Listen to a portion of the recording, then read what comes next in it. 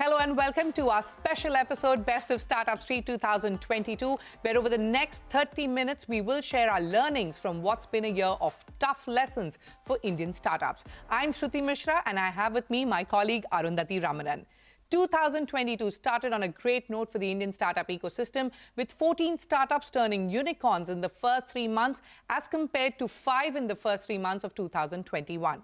However, as the funding winter set in, the pace of startups turning unicorns dropped and only 21 of them entered the coveted club in 2022 as against 44 in 2021, according to data intelligence platform Venture Intelligence. After the 2021 boom, 2022 was a year of reckoning for Indian startups. It has been a year where the tenacity of startups was tested. It wasn't all about valuations, but about value creation, focusing on unit economics, underlined by a major funding crunch, huge losses, restructuring, and what has all of this led to? It's layoffs. 18,000 pink slips were handed out by startups this year. Arundhati, there were job cuts across sectors and across some of the most well-funded startups of India. Take us through the details. That's absolutely right, Shruti. Weaker markets, global uncertainties, and the worry of a global recession put a spanner in the works for startups across India and the world in 2022. As of December 8th, close to 18,000 employees were laid off by 52 Indian startups, which included a whole host of unicorns and soonicorns. Of the total employees fired by Indian startups, 15,424 of them worked for EdTech, e-commerce or consumer services sectors. It's not just startups. Tech layoffs across the world impacted 135,000 employees, with thousands in India in the potential line of fire. Meta, Amazon, Microsoft, Twitter, Netflix, and many of the global players handed out pink slips. Back home, SaaS unicorn Chargebee laid off about 142 people, or 10% of its staff, citing adverse macroeconomic conditions. Oyo Rooms laid off about 600 employees. Ola laid off over 1,200 employees. Cars24 laid off another 600. MPL laid off over 100 workers. Blinkit gave out pink slips to 1,600 people, while Meesho laid off 450 people. And I haven't even begun to mention the layoffs across the EdTech space, the sector that struggled the most in 2022. So let's go across to my colleague Aishwarya Anand, who's standing by with how brutal the layoffs have been across India's EdTech sector. Aishwarya. That's right. After enjoying 2 years of hypergrowth when everything went online, the Indian edtech startups had to learn some tough lessons in 2022. Massive layoffs, shutdowns, raging cash crunch, offline shift, and most important of all, the search for profits. Edtechs account for close to 50% of the 18,000 plus layoffs at the Indian startups this year. That's about 9,000 jobs cut. Majority of the layoffs have come from the K-12 segment, from the most valued, most funded Byju's, Unacademy and Vedantu. In addition, players like Teachment, EDTECH, Practically and others have also cut jobs to cut costs. The edtech space also saw the most number of startup shutdowns this year, with Lido Learning, Trejo Fun, Uday, Super Learn shutting shop. But why are the edtech startups in deep trouble? Well, there are 3 major factors. Firstly, the funding winter. EdTech funding, which hit a record high of $4.7 billion in 2021, slumped to $2.43 billion this year. Only 2 startups in the space turned unicorn, that's Lead School and PhysicsWallah. Secondly, profitability still remains elusive. Byju's, Unacademy and Vedantu continue to accumulate heavy losses. Earlier this year, I spoke with Unacademy's co-founder Gaurav Munjal. Let's hear what he had to say. At this point, the 2 or 3 core focus areas are to just get the core business to profitability. Well, you heard profitability is high on agenda. EdTechs are now talking about capital efficiency, cost cutting and capital runway. As it stands, PhysicsWallah is the only profitable EdTech unicorn. So how are investors reading this situation? Let's hear it from Rajan Anandan of Sequoia Capital India, which has backed Byju's and Unacademy. 2021 was not a normal year, so you shouldn't peg your business to 2021. But of course, once you've gone through a period of extraordinary, what I call exuberance, which is what 2021 was about, right? So you are going to have to, restructure companies, right-size your companies. Meanwhile, with schools opening up, more and more students are now returning to offline classrooms. As a result, Byju's, Unacademy, Vedantu and PhysicsWallah are all spending heavily to set up physical coaching centers. Yes, K-12 players had to go through some schooling themselves in 2022, but what about the startups that are focused on higher learning and upskilling?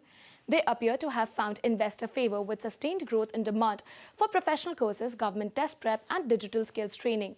Startups such as Upgrad, Scaler Academy, Adda 24/7, and Simply Learn, among others, have raised more than $1 billion in 2022. While revising their strategy, the K-12 players are now rushing to fill the upskilling gap in their course offering. In fact, Unacademy now wants to go a step further and take on LinkedIn by launching a professional networking platform called Next Level. Despite all this, Unacademy's Gaurav Manjal has warned that EdTech startups will have to write tougher tests.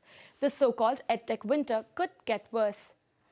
With the funding crunch expected to last 12 to 18 months, it remains to be seen if EdTech startups can pass the exam or face re-evaluation in 2023.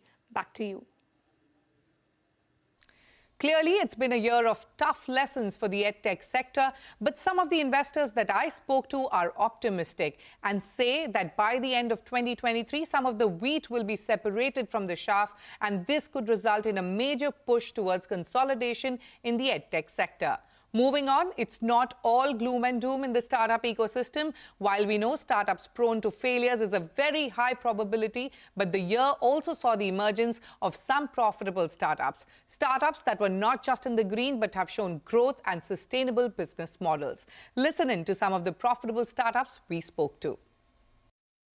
So basically, during the COVID time, recollect everybody wanted to have no contact, no touch, and so our whole Uber-like experience is all about saying, you book from your phone, you check in from your phone, you pay from your phone, and walk away from the salon without contacting anything. And that really contributed to our growth because during COVID, everybody wanted to upgrade their technology in that sense. From a growth journey perspective, we've been growing year over year, last 3 years since COVID started, about 70% year over year.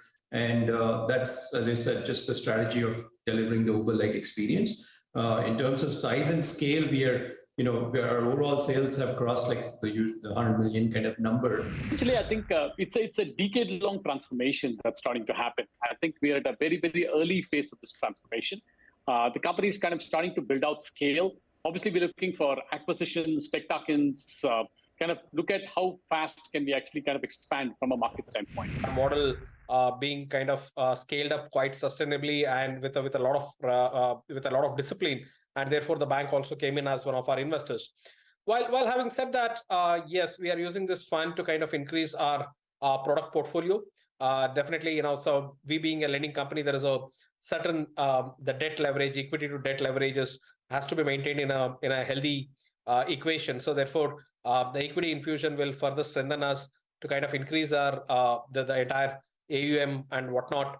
And we are definitely looking to kind of add much more products to our product portfolio, what we are offering to our customers today. See, currently, FMO has been having a relationship on the debt side with us since 2017. This participation on the equity side is going to, strengthen our capital base, and we are, a strong foundation is being laid for a high growth next year. So we're going to grow by around 20% this year, and the next year growth target for us is close to 40%.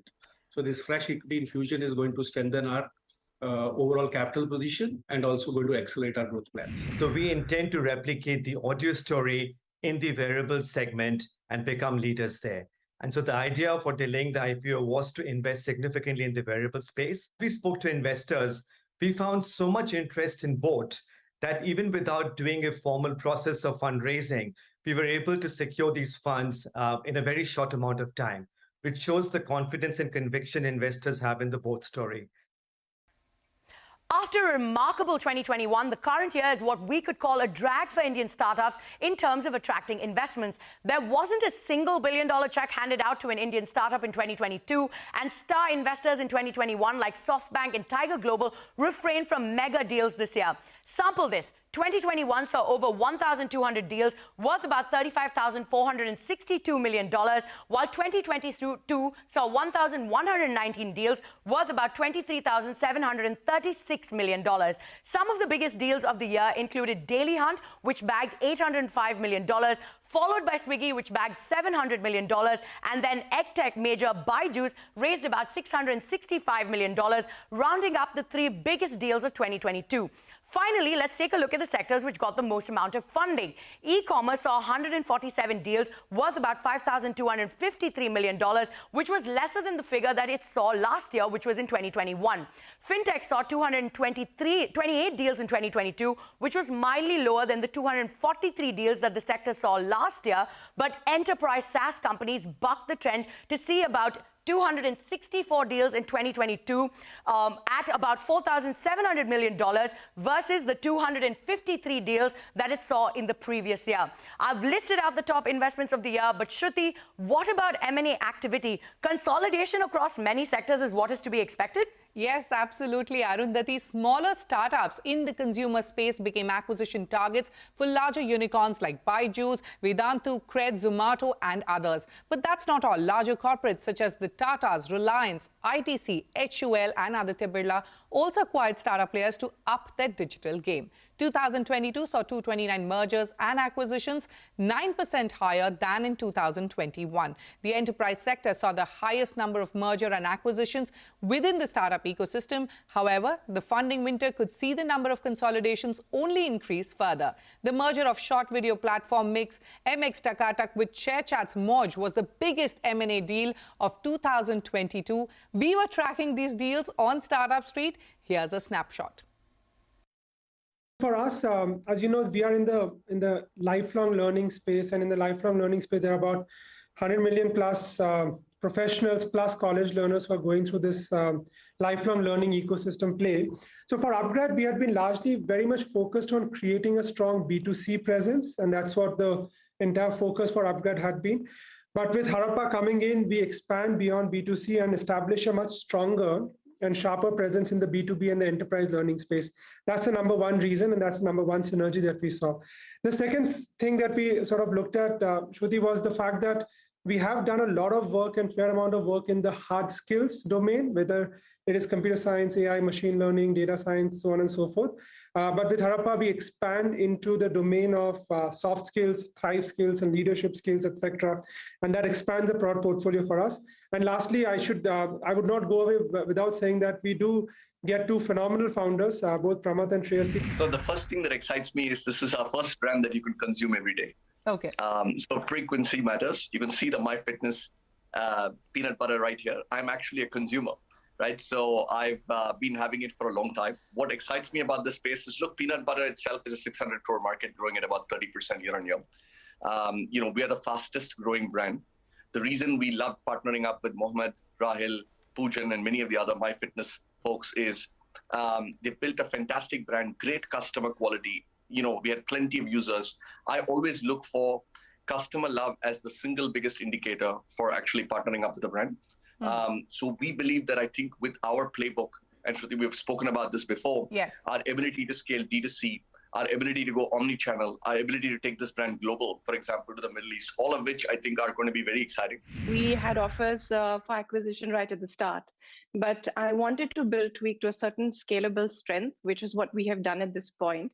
And now beyond this, if I want to take the next exponential leap, then I would have to depend on a very strong partner to give me back-end support, technical support. The key thing is that this is an acquisition which helps us strengthen the CFO suite that we have. In terms of the price, that's not public, but as you mentioned, it's an all-cash deal. The second one is that the team will continue to, all of the team is joining us with the entire IP, assets, customers, and the team, and they will continue to operate independently. But we have like over 4,000 enterprises to take this to. The Simplified team brings in about 100 enterprises to us, and we have 4,000 enterprises to take this product to, this offering to. So we are very excited to go to every CFO and talk to them about Simplified. Both Picker and ShipRocket both have been, working in this segment for a while. And when it comes to direct commerce in India, it's a very, very large market. Today, if Indian e-commerce is about $70 to $80 billion in total, direct commerce is easily between, 15 and $20 billion from that. And 5 to 6 years ago, this number was less than $1 billion. So it is growing very, very rapidly. And what's happening as a result is, a lot of the needs that the retailers in this segment have are being unmet. And while there is, demand generation platforms like Facebook, there are shopping cart platforms like Shopify helping bring the consumers till the point of checkout, really the post-purchase journey is completely blank. So our, vision, and so is Gaurav's vision, was to build an operating system where we can plug in providers, we can bring in more technology, and we can make it accessible to everybody at large. On that note, it is time for us to take a short break. But on the other side, we take stock of the startups that took to Dalal Street, the boom in investments in early stage rounds, and celebrities taking the entrepreneurial route. Stay tuned.